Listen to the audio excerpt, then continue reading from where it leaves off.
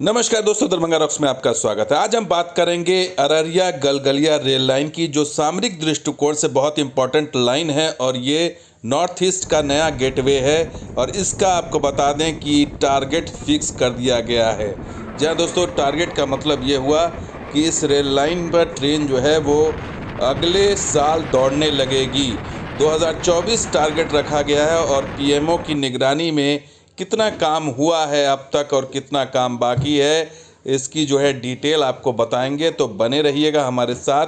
तो Araria Galgalia rail line जो करीबन 100 किलोमीटर की रेल लाइन है, उसमें अब ये पौआ खाली स्टेशन जो दिख रहा है, इससे आप पता लग जाएगा कि यहाँ पर क्या स्थिति है। तो स्टेशन भवन तैयार दिख रहा है, रेल लाइन बिछने वाली है और ग्राउंड वर्क करीब करीब पूरा हो चुका है। कुछ एक जगहों को छोड़ दें, वहाँ पर भूमि अधिग्रहण के लिए कुछ समस्याएं आ रही हैं। तो टारगेट फिक्स हो चुका है, अररिया गलगलिया रेल लाइन 2024 तक तैयार हो जाएगा। कुछ जगहों को छोड़कर बाकी जगहों पर भू अर्जन की समस्या खत्म हो गई है और रेलवे ने जो है इसका पटरी बिछाने का जो टारगेट रखा है वो डेडलाइन भी तय कर दिया है कि पटरी जो है बिछा करके ट्रेन 2024 तक इसे कंप्लीट किया जाना है। और सबसे बड़ी चीज़ कि पीएमओ खुद इस कार्य की मॉनिटरिंग कर रहा है, चूँकि ये चीन से जो थ्रेट है उससे निपटने के लिए रेल लाइन बहुत इम्पोर्टेंट है। 110 किलोमीटर की ये रेल लाइन है अररिया गलगलिया और 2132 करोड़ की लागत से ये बन रहा है। और आपको बता दें कि ठाकुरगंज और टेढ़ागाछ में भू अर्जन की प्रक्रिया पूरी हो चुकी है, जबकि दिघल बैंक प्रखंड के सताल, बस्ती और पदमपुर और जो छोटे मोटी जगह हैं वहाँ पर कुछ विवाद चल रहा है। लेकिन जो इस रेल लाइन में आकार दिखने लगा है वो स्टेशन भवन है और इसके साथ साथ हाईवे का भी काम बहुत तेज़ गति से चल रहा है बराबर में।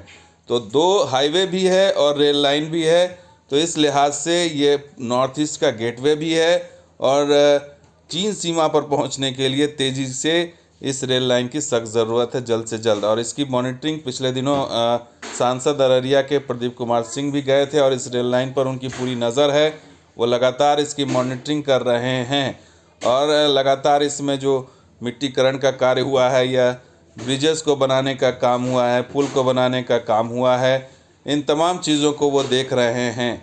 तो ये टोटल जो परियोजना है वो गलगलिया से अररिया होते हुए सुपौल तक इसको कनेक्ट करना है और इससे जो परिदृश्य बदलेगा वो अररिया एक जंक्शन के रूप में विकसित होगा और एक बड़ा हब बनेगा वो रेलवे का भी। और आने वाले दिनों में ये क्षेत्र जो है, जो पिछड़ा क्षेत्र है, इसमें जो है आवाजाही बहुत तेज़ गति से बढ़ेगी।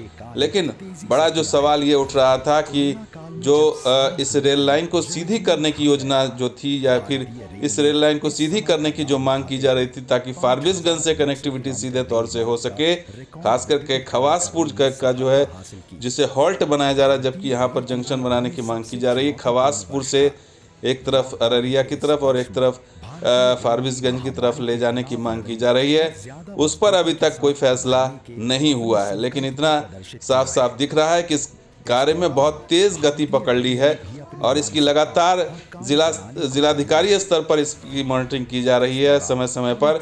और इससे यह लग रहा है कि इसको पूरे ताकत के साथ पूरी तेज़ गति से इस पर फंडिंग भी ज़बरदस्त की गई। इस बजट में करीबन 1000 करोड़ रुपए इस बजट में दिया गया है, चाहे वो अररिया गलगलिया की बात हो या सुपौल अररिया की बात हो, दोनों सेक्शन में इस काम को जो है पैसा मिला है, पूर्व मध्य रेलवे को भी और सीमांत रेलवे को भी। तो करीब करीब 1000 करोड़ का इस बार बजट मिला है और इससे ये लग रहा है कि इसे जो है एक तय डेडलाइन पर पूरा करने की योजना बन चुकी है, टारगेट फिक्स हो गया है। और 2024 में इस पर अगर आपको ट्रेन दिख गई तो इसमें आप आश्चर्य नहीं करेंगे, क्योंकि इस तरह से काम किया जा रहा है। यहाँ पर इस पूरी रेल लाइन को एक मिशन मोड पर तैयार किया जा रहा है ताकि नॉर्थ ईस्ट का एक नया गेटवे तैयार हो और चीन से जो मिलने वाली जो थ्रेट है या चीन से जो खतरा है उससे निपटने के लिए इस रेल लाइन को एक पैरेलल खड़ा किया जा रहा है, ताकि जो है भविष्य में किसी भी तरह की चीज़ों को निपटा जा सके। और सामरिक दृष्टिकोण से जो रेल लाइन इम्पोर्टेंट है, राष्ट्रीय स्तर की है, इसलिए इस पर ज़्यादा फोकस है सरकार का।